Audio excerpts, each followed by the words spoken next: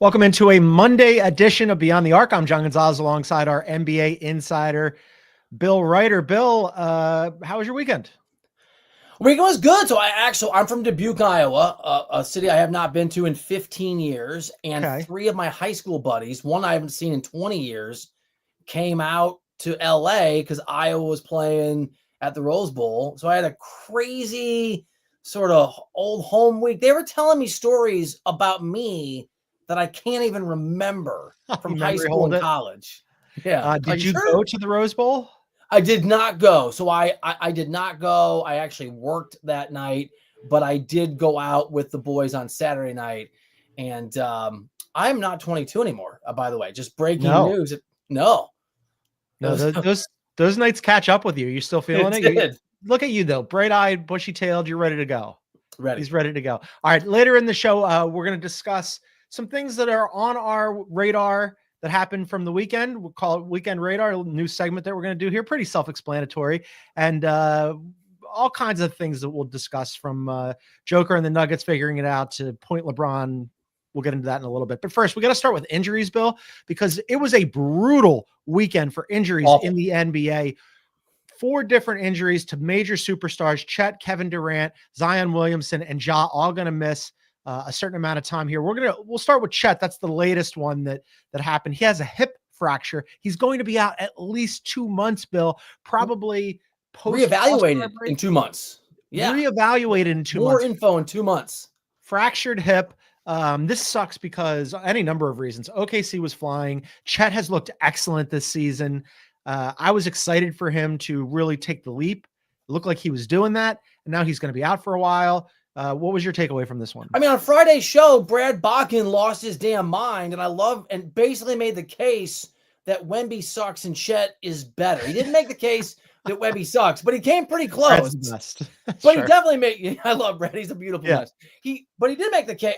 Chet has played so well, and past tense, was so important in that excellence to this Thunder team that we had smart people like Brad Bakken out here saying not only is Chet better than Wemby, which I don't think was accurate, although producer Aaron also kind of got pulled into this gravitational pull of this anti-Wemby take, but was just saying Wemby wasn't very good. I mean, Chet was on the verge of being one of the better and sort of simultaneously more important players in the NBA because of his own individual excellence and because of the team that he plays on and the impact he can have. And look, maybe in 8 weeks, they say he's back or he's back shortly there after that.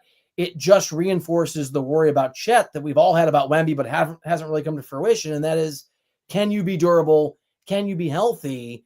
And I don't know if I'm reading too much into this, John. It just feels like we're at a time now where guys are getting injured all the time. And I know that it's easy to say, play like you did in the 90s and be tough, but wear and tear, whatever the reason, that I guess the bright side of the Thunder is in this era, you need depth in a way that I would argue maybe you did not 15 years ago, because guys just keep going down. And at least the Thunder have the pieces to be competitive, and Hartenstein's going to be coming back. It's awful news, but at least you're not the Suns or the Pelicans that other teams we're going to talk about who have literally no depth in the case of Phoenix, and everybody's injured in the case of New Orleans. So that's the bright side for Oklahoma City. I think they can ride this out in a way maybe those other teams can't. Yeah, I mean, Chet also missed his entire rookie year with an injury, and this was a concern that people had with him because he is really slender. I mean, he's a guy who you watch him play and he looks amazing, but immediately, my first take for him every time I see him is I need to feed this kid a sandwich immediately. But it was kind of a little bit of a freak injury because it's a hip, right? It's not like, he tore an ACL or an Achilles or something. It was a weird injury, but yes, him being out 2 months certainly is going to help Oklahoma City. I am kind of with you that if there's a team that could potentially sustain a major superstar going down, it would probably be OKC because of their depth, or maybe the Warriors, absent, say, Steph. They've got so many players that you could probably just shuffle them through and soldier on. But still, it's a huge bummer because there were and are huge expectations for Oklahoma City this season, right? They were the number 1 seed last year. Coming in this year, SGA is an MVP favorite. They're 8-2. They're tied atop the Western Conference with the Warriors and the Suns. And you want to see what they can do fully healthy, especially because they are so young and they're all really figuring it out now. And just from an entertainment standpoint, I like watching Chet Holmgren. So the Thunder have Yeah, they have a million stories you could tell. And I was angling and preparing to go to Oklahoma City to try to get a little time with Chet, to write a story for CBSSports.com. Like that, of all the things you can sort of focus on, that was something I was just interested in, just selfishly, and I thought people would want to read about. So I'm with you. He's so interesting. Can I go back to the injury? Because I know that it's a freak injury. You're not supposed to be able to injure that part of your body. That is not an easy part of your body to hurt, especially fractured hip. Basketball. And so I know he played. Did he play every game last year? I know he was really durable last season, but I'm with you. The kind of injury, and maybe it's a one-off and it's a freak injury in the sense that it's very rare and it won't happen again. And it doesn't speak to his not being durable. But my initial reaction last night I had to Google it, right? When I got the notice from the Thunder, I had to look it up. This isn't something that's supposed to happen to guys. And so it does make you, I think, a little leery that there's some fragility here, notwithstanding his season last season. I don't like this one. I don't like any of these, actually. Another one that happened this weekend, Kevin Durant. Kevin Durant was incredible over the weekend. They beat the Mavs. The Suns last year, Bill, as we had discussed on this pod, were horrendous in the fourth quarter, worst fourth quarter team in the NBA for the entire season by a lot. This year, 7-0 in clutch games. They beat the Mavs. Kevin Durant was excellent. He hit the game winner. Afterwards, he was in high spirits. And then we get news that he's got a calf injury and he's out at least 2 weeks. And he's off to, there's a handful of MVP favorites. I think Joker is probably still at the top because he's been ridiculous. But you'd have to at least mention Kevin Durant in this group because of what the Suns have done, and now he's out. His individual clutch stats, to your point about the fourth quarter turnaround from the Suns, was almost largely a Kevin Durant production. I mean, the guy had been ageless. And the thing that I thought when this happened was, this is why, and you and I did our sort of preseason predictions, and I remember sort of downplaying where the Suns would finish. And part of the equation was Kevin Durant is just not a reliable guy to be healthy year after year after year after year. And he's older. I mean, this is a dude who is, when he's on the floor, is a top 5 player in the NBA. He is a top scorer in the history of the sport, is unguardable because of his size and his range and what he can do offensively.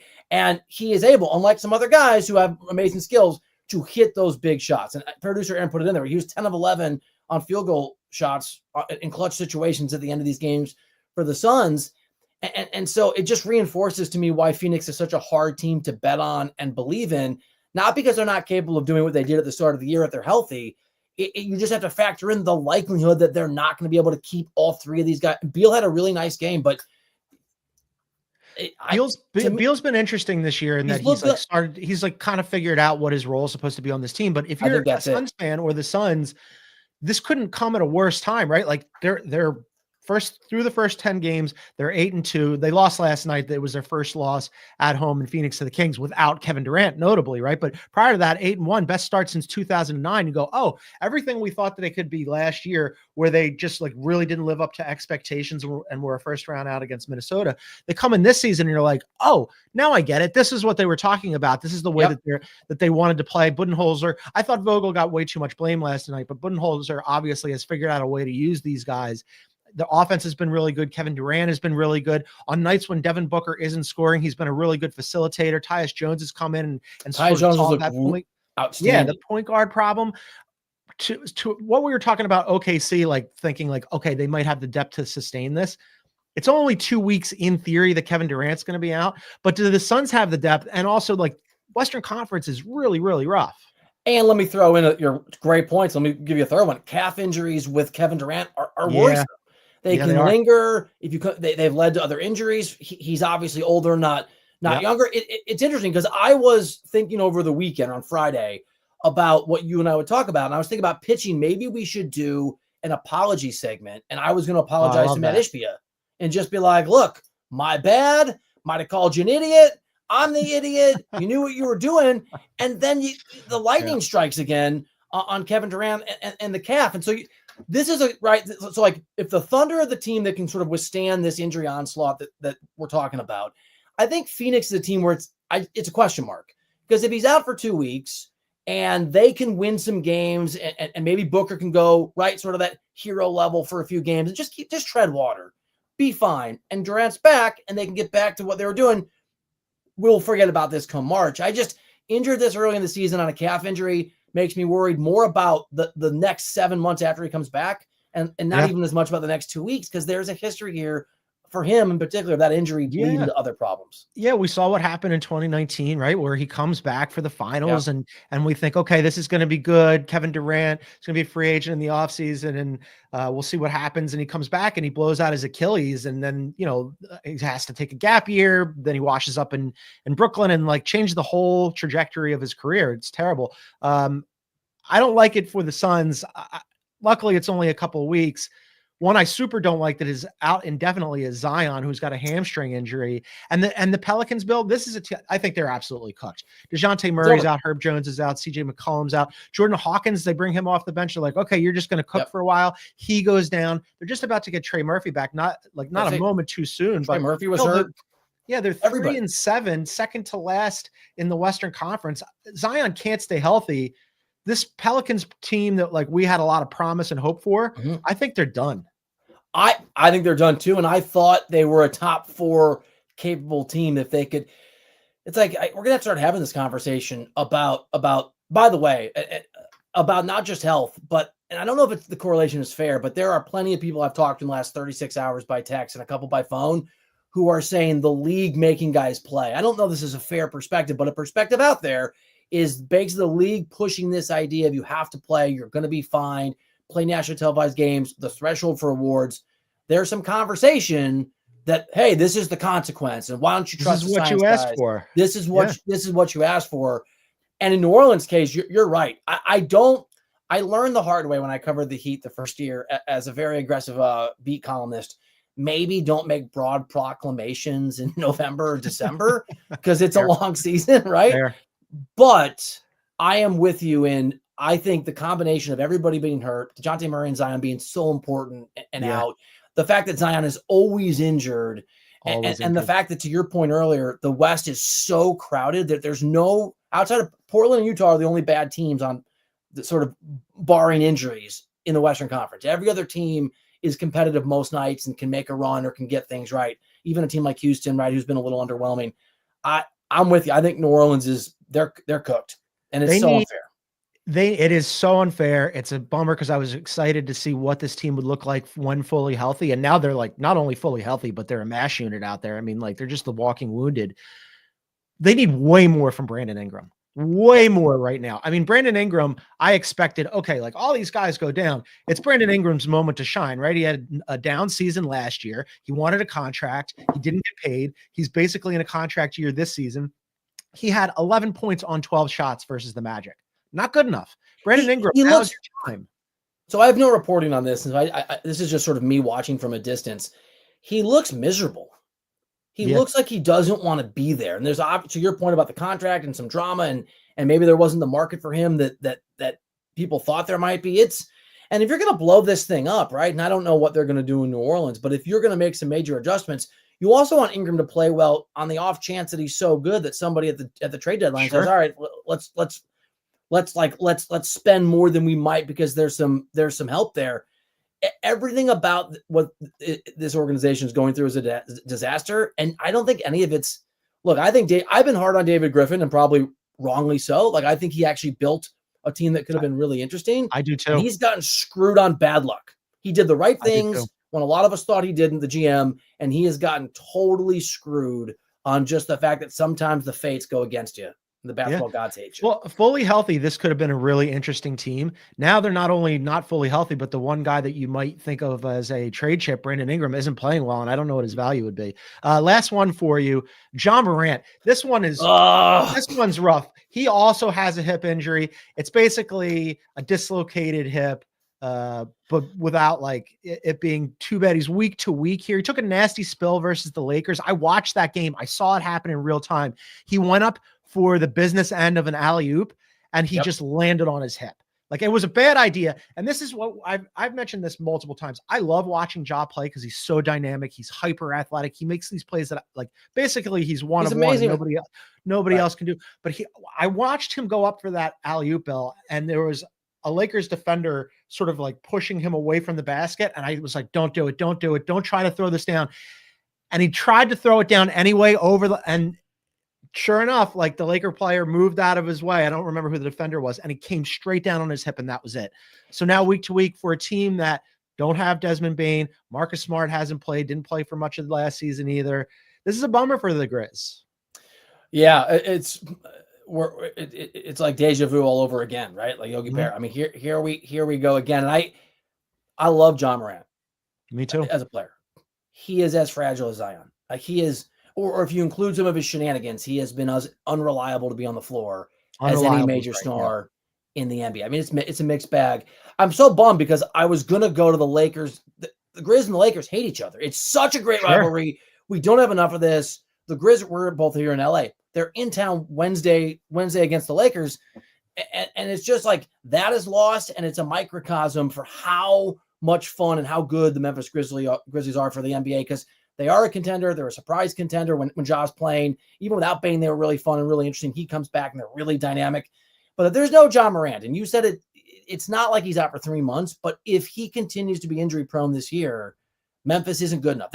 He like Durant in Phoenix, like Steph, I think in Golden State, Memphis has to have John Morant. 3 years ago where they had this amazing record 100%. without him notwithstanding, he's got to be on the floor consistently for that team to live up to expectations. 7-4, right in the playoff hunt in the Western Conference. 5 seed right now? They're going to get all the Scottie Pippen Jr. that they can handle and see if they He's can been stay good. afloat. He has been good. And by the way, we didn't even mention that Anthony Davis was playing well, and then he left last night because he got hit in the eye. So somebody turned injuries off. We've had enough. Did you see that block? And it was on an amazing block. He went up and had an incredible. It's like he's been excellent. He's been excellent. Turn off injuries. We're going to take a quick break, and then on the other side, we're going to get into what's on our radar coming out of the weekend. That's next. This is Beyond the Arc. If you love football, this is the best time of the year. This is as big as it gets. The stuff of absolute dreams.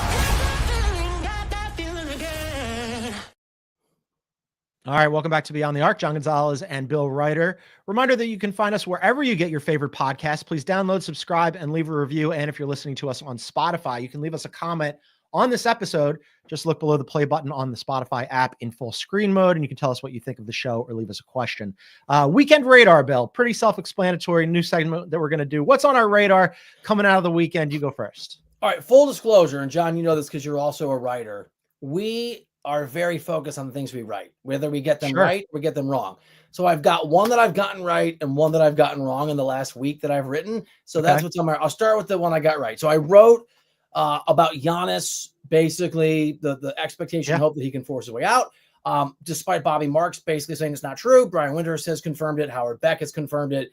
It was a big talking point. And so I was very focused, not just on the 2 Bucks losses. We kind of knew that would probably happen against the Knicks and the Celtics. I don't know if you saw this, but Giannis really pissed off after the New York game where he came out and basically said at the end of a rant, if you don't want to be here, you can leave. He said it twice about his teammates, but that level of sort of discontent from Giannis calling the guys out, Giannis talking about people leaving if they don't want to be there, it's certainly on my radar. I'm certainly paying attention. And Mr. Marks notwithstanding, I've talked to some of my sources who were helpful in the initial report who have said, oh yeah, man, we are loving it.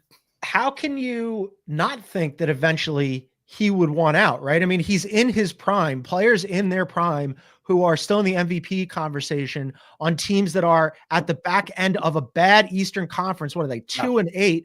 Only the Raptors are worse than them. How could you possibly think that Giannis is going to go, no, I'm cool with this. I'm just going to stay here forever. I mean, he's already talked about it multiple times. He was asked, does he want to be a Dirk Nowitzki and win 1 championship and stay with the same club? And he said he was given multiple opportunities to say, yeah, I'm going to be a Buck for life. And if he wanted to be, he would be. And he said, no, it's more important for me to win championships. Well, right now it's not going to be with the Bucks. They look old. They look slow. They can't defend anybody on the perimeter. They don't like each other. I mean, they don't like playing together. Nobody's having a good time over there. No. Although I will say this was on my radar as an addendum to Giannis. Did you see what he did with Jaylen Brown yesterday? Yeah. I mean, dude, can I You go for. I have a perspective. Yes, I did. Okay, so for anybody who missed it, if you're not watching us on YouTube and you're listening to it on the podcast, I'll just try to describe it here. Giannis ended up elbowing Jaylen Brown, and it was accidental. And Right. so they're going back the other way, and Jaylen Brown's running up the court, and Giannis extends his hand to say, "Oh, my bad, sorry."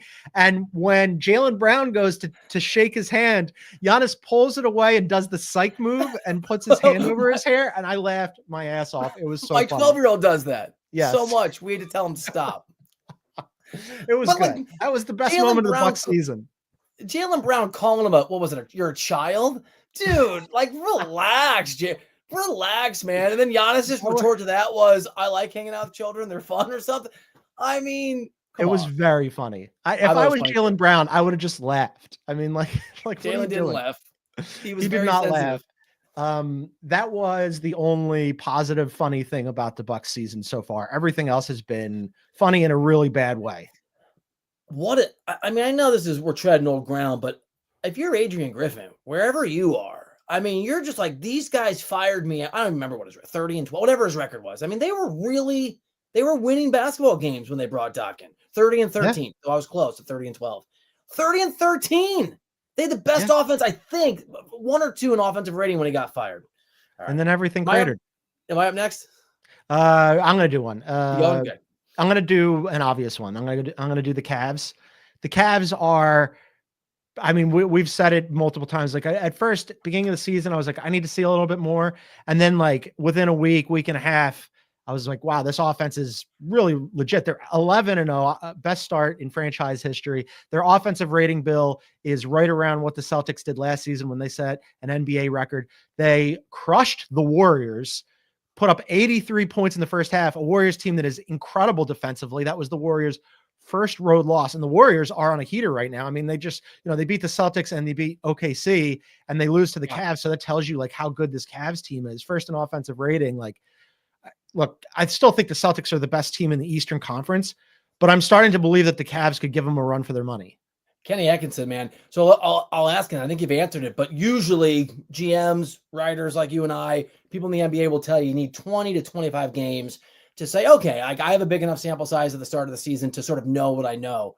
Do you think we've seen enough from Cleveland that this is legit? Because I do. I think this is maybe who they are. Well, I think that they are, the 1A in the Eastern Conference. They're going to give the Celtics something to think about. If you're asking me to place a bet on one of them coming out of the East, I'm still going to take the Celtics right now just because of the muscle memory, the depth, the defending champs. But the Cavs are really good. And it reminds me, I think you're basically right about, 25 games, a little bit more quarter of the season is when you start to really understand what teams are. But at 11-0, this kind of reminds me, not personnel, but just like the start that they're off to of the Sixers back the last time that they were relevant when Allen Iverson took them to the finals in 2001 when they got off to, I think it was like a 10-0 start or something ridiculous like that, where everybody went, whoa, this team's really good. And that's the Cavs, man. I mean, offensively, they are just on a heater. They have so many different ways to beat you. Well, I think that's what's really impressive about this team is they've always had depth that just we didn't think it lined up properly in a couple positions. And a new coach has come in and found a way to make it a strength and not a weakness. And it just pushes back. And I don't think you have this view or I have this view or people in the NBA largely have this view, but a lot of fans don't think coaching matters in the NBA. I hear this all the time from just casuals.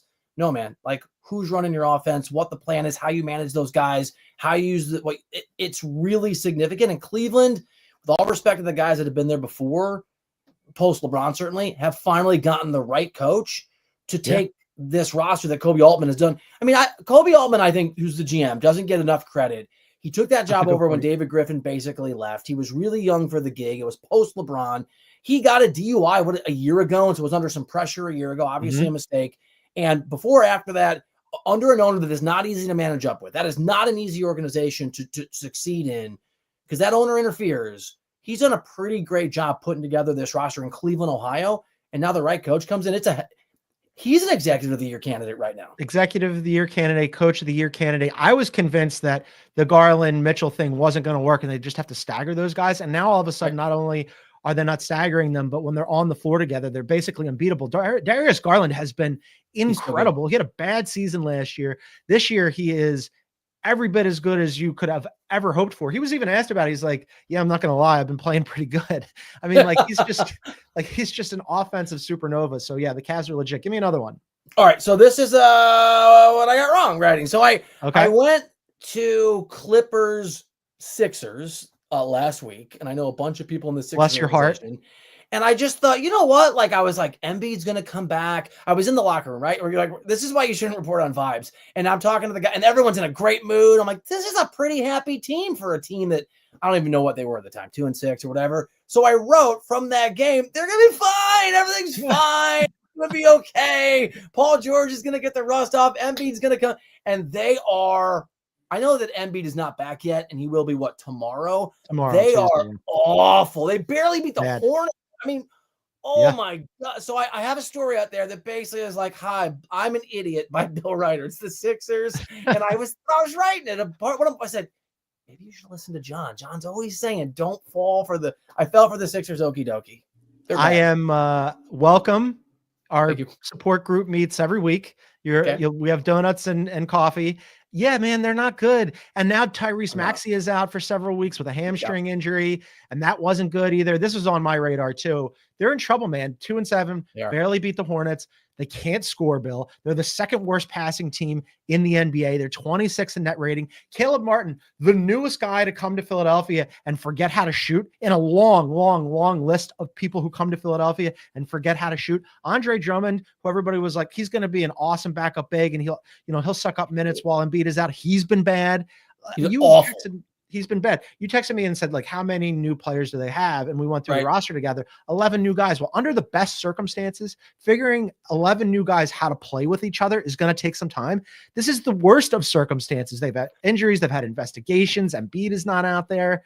Like, history would say they're not making the playoffs. It really would. And Embiid comes back, great news, but you want to kind of ease him in. He's got to carry a team starting immediately. He's got to come back, and he's got to single-handedly, if that's what it takes. And you would hope and think PG will play better, but they've got to start winning games, or the season will be over pretty quickly. And he and Paul George have to figure out how to play together. It's a damn mess. PG has looked fine since coming back. The problem is, absent PG, they don't have a lot of ways to generate offense on that team. One of them, Maxey, out with a hamstring. The other, Joel Embiid, investigated injuries. Who knows how healthy he'll be?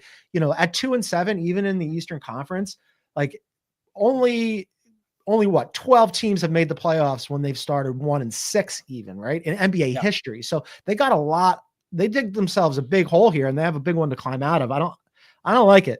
Let me give you another one from my end here.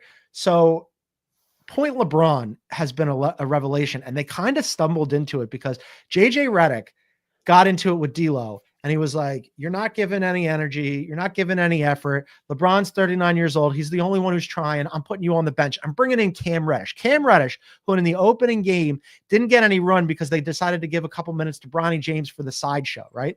Cam Reddish ends up in the starting lineup, and as a result of this, the Lakers are all of a sudden, like, instead of going to LeBron James and making him like an offensive focal point, they're playing through LeBron James. And it's kind of like Olympics LeBron, and I'm loving it.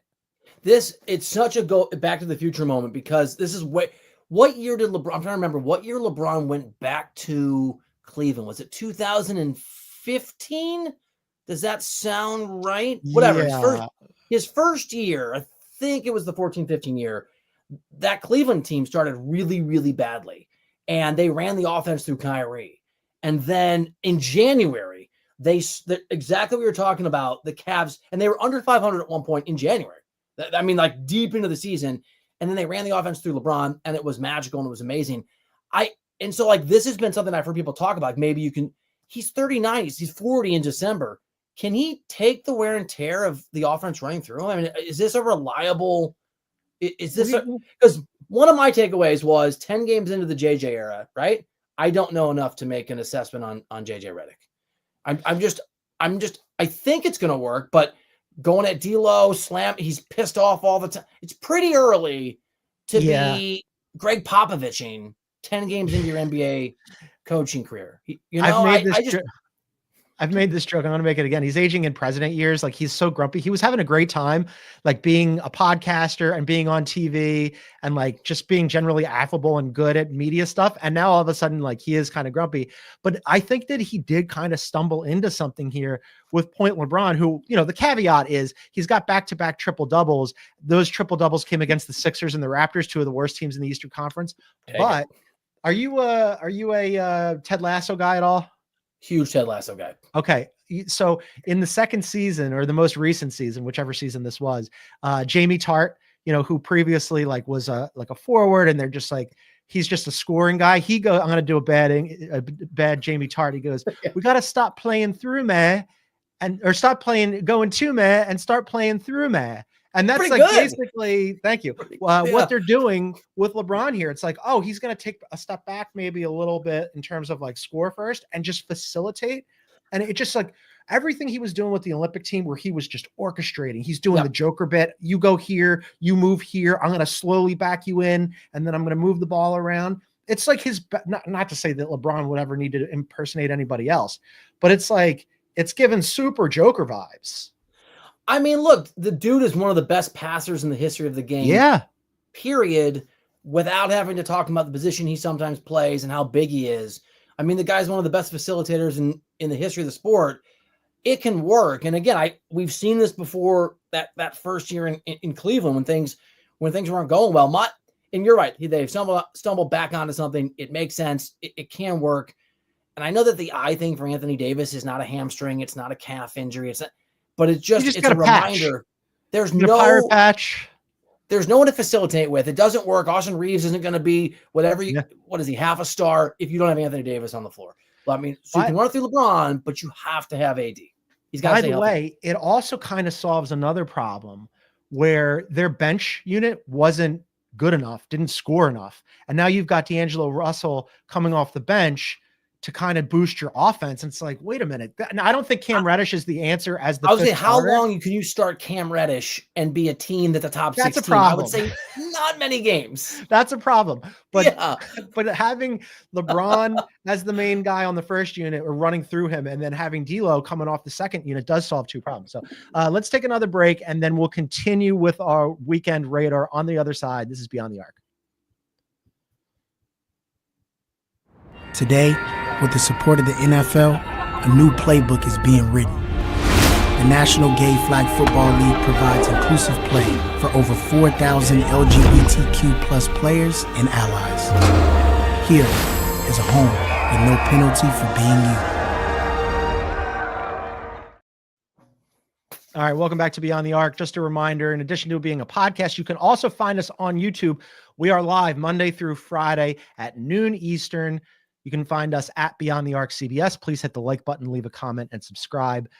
Weekend radar, Bill, just stuff that's on our radar coming out of the weekend. Give me another one. So we don't have to belabor this because Brad talked about it a lot because he loves this team, and you hit it today. But the way the Warriors are playing and the fact that I actually think maybe there's a world where I can go back to the Bay Area for the playoffs. Just selfishly, I want some of that sushi, man. We've already hit this, but just they continued through a pretty interesting weekend. The Thunder being the main example here, they have continued to show that it looks like this start is not hollow. It looks like this idea of having a rotation of 48 guys for Steve Kerr actually works. That you can basically replace what you used to have Clay being the main thing in the aggregate with some really nice moves by the GM. I think Golden State's really, really good. I'm not going to crown them the number one seed in the Western Conference like our producer did before the show, but being a top 6 team or a top 4 team, I think would be an incredible surprise. It would be a surprise, and it's within reach, right? I thought when Aaron brought that up pre-show that it was a bridge too far, where he was like, hey, they're going to be the 1 seed in the West. And I think that's like a little bit, rose-colored Warriors glasses there. But his whole point was, look, OKC, they just lost a main piece in Chet Holmgren, who's not going to be back till after the All-Star break. And what kind of shape is he going to be in when that happens? And then the Suns just lost KD. And then like the Warriors are there in the West. And what I saw from them this weekend really said a lot about them. So they go and they beat the Celtics. and they give the Celtics their first loss in Boston, right? And then they get absolutely demolished by the Cavs. And that's one of those situations where I was like, okay, that's a really bad loss. That's like a demoralizing loss. And instead of them, being in their feelings about it or letting it linger, they come right back and beat OKC on the road. And I was like, ooh, they're here. Boston, Cleveland, Oklahoma City. There is not a harder 3-game stretch in the NBA this year. Yeah. And if you win 2 of those games, especially if one of those games is in Boston, I mean, you're on the road. I'm with you. It just, look, I thought that they were good, and we talked about it last Friday, and it felt like, that maybe what they had put together in Golden State clicked and fit really quickly in a way that some of us were skeptical of. But they tested it in fire over the weekend.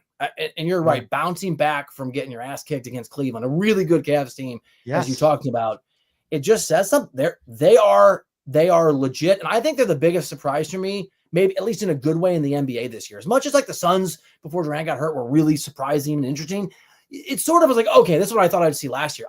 It really felt like the Warriors' days of being competitive and having at least a real, like even being able to sell the idea of a chance for Steph again to make a run were over. That was a joke, and it's not a joke. I mean, if this team is this good and you get to the playoffs and Steph Curry's healthy, I'm not saying they're favorites, but anything is possible when you have Steph and Curry if you have the right team around it. Yeah, and in a schedule where they've been on the road a lot. I mean, they're 6-1 on the road, right? And now all of a sudden, they're going to get some home games.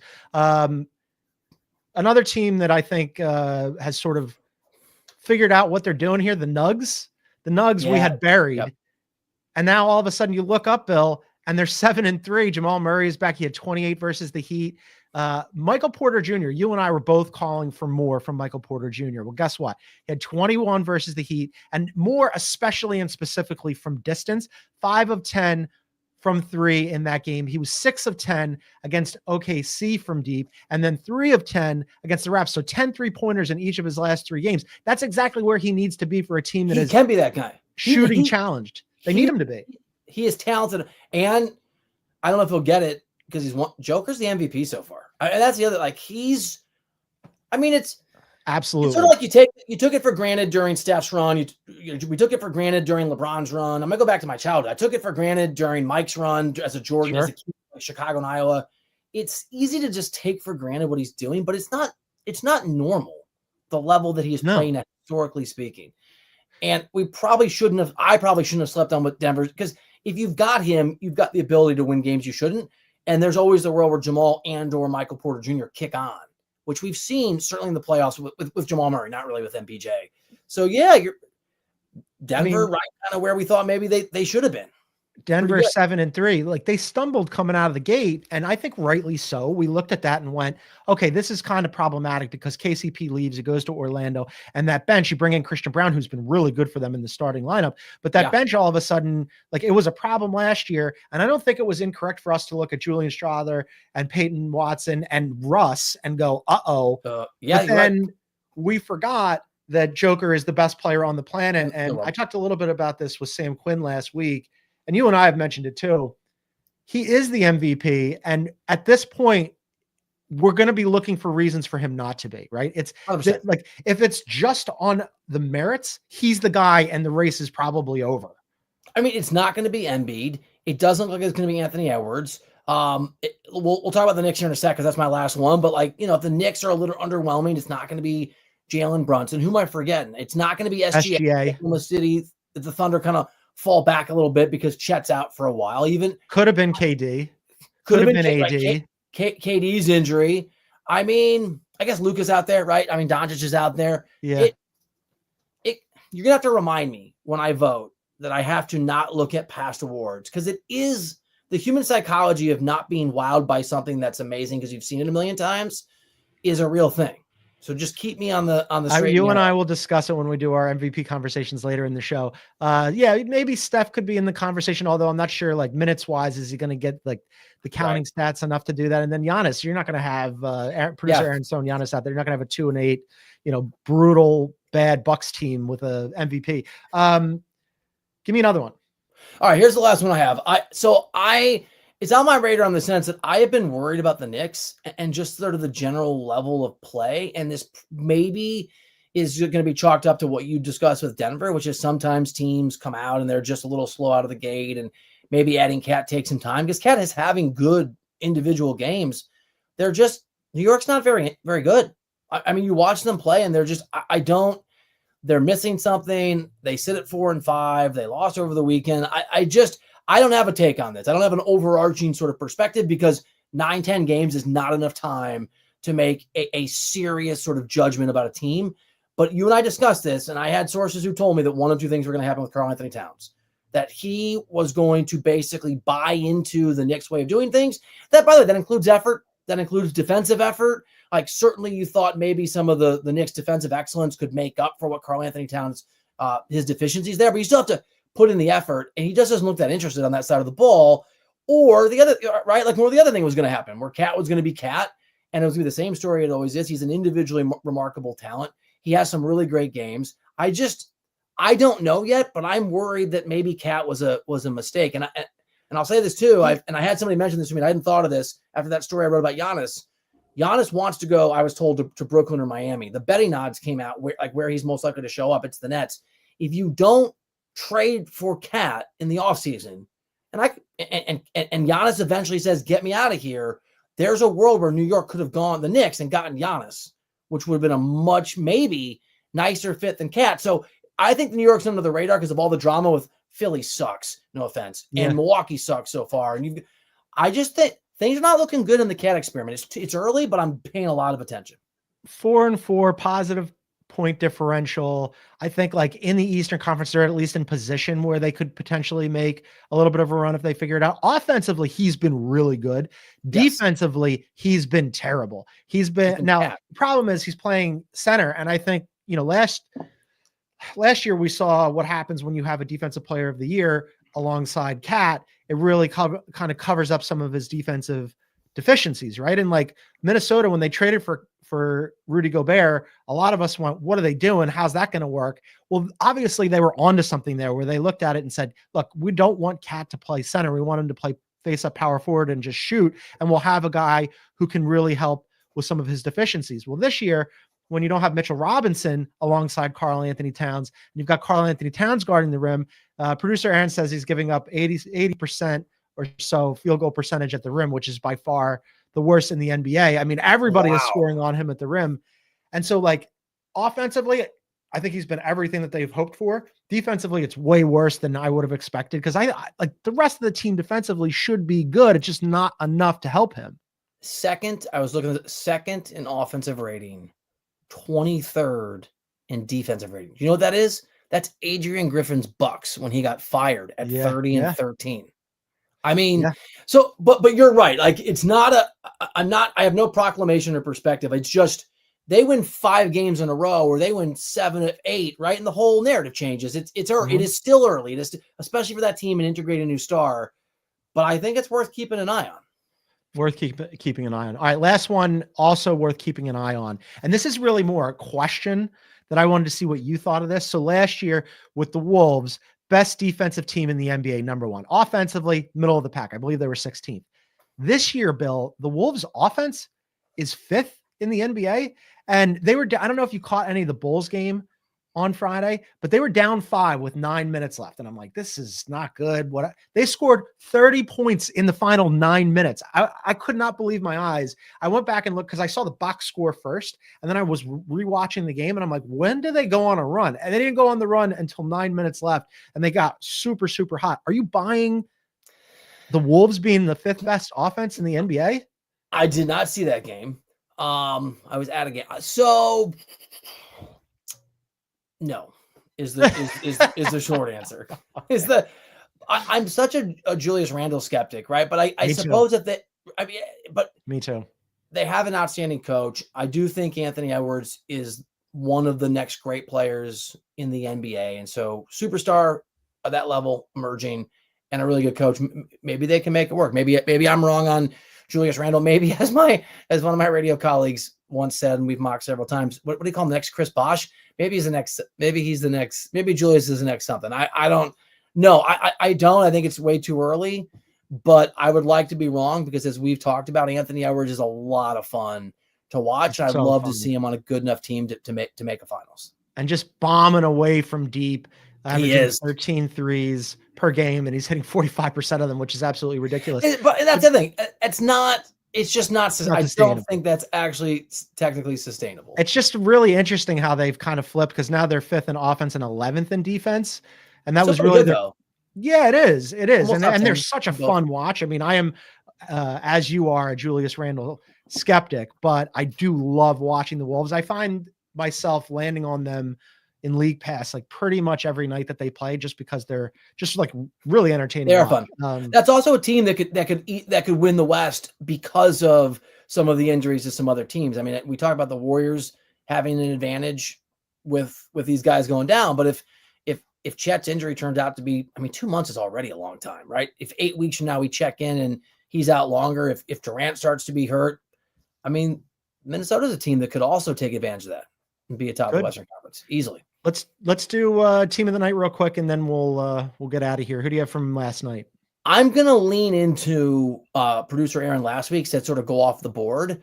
I'm gonna go with the Milwaukee Bucks because it's really hard to go 2-8 when you have Giannis playing at an MVP level. And I know that we don't have coach of the night, it's team of the night, but I want to give a special shout out to Doc Rivers, who has really done an amazing job taking over this Milwaukee Bucks team that was outstanding. And really the future of Giannis was on the line in terms of potentially staying there and trading away a lot to bring Damian Lillard and just steering that ship directly into an iceberg that wasn't even in the proximity. Hey, Doc, way to go. What did he say the other day? There was some critique and he bases like, I've never done anything wrong. I think that's an improper summation, but it's, yeah, you have never now, underperformed. It's not easy. And by the way, I'm just going to pat myself on the back. I did write a report that Giannis, made a bunch of noise.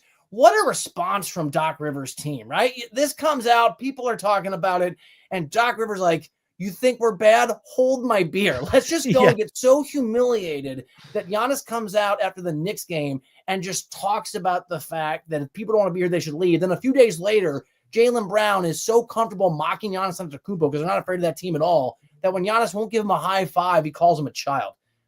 Team of the night, Milwaukee Bucks. I don't know how you pulled that off with your tongue planted so firmly in your cheek, but kudos to you on that one. I'm going to do the same thing. Team of the night, the Philadelphia 76ers, who managed to win a game in the NBA, needed overtime to do it against the Charlotte Hornets, but they pulled it off. They're an absolute disaster. Now, in addition to just being a bad team and not really finding how to work these pieces in together. Bill, they're an offensively challenged team. Last night, I don't know if you caught any of this. Jared McCain, who was just completely marginalized. He's their first round pick from this past season. They've been looking for offense all year long. Tyrese Maxey goes out. They're trying to find some offense. And then Nick Nurse looks down his bench and he's like, all right, kid, it's your turn. And he just goes supernova. And I'm like, for a team that has been trying to score and failing to do so all year long, it took you this long to be like, let's give the kid a shot. They're a disaster. Embiid comes back tomorrow. We'll talk about the NBA Cup on Wednesday. I've already had enough of the Sixers. I enjoyed they won a game pause in the NBA. It's like the major league line. Cleveland still has a team. Yeah, we got uniforms and everything. I hate them so much. All right, that's going to do it for us today. Bill is not here tomorrow. Sam Quinn will be with me. We'll do some overreactions, and then Bill will be back on Wednesday, and we'll discuss the NBA Cup and all those games as that tournament gets underway tomorrow night. But for now, for our NBA insider Bill Reiter, I am John Gonzalez. Thanks so much for tuning in, everybody, and we'll see you tomorrow.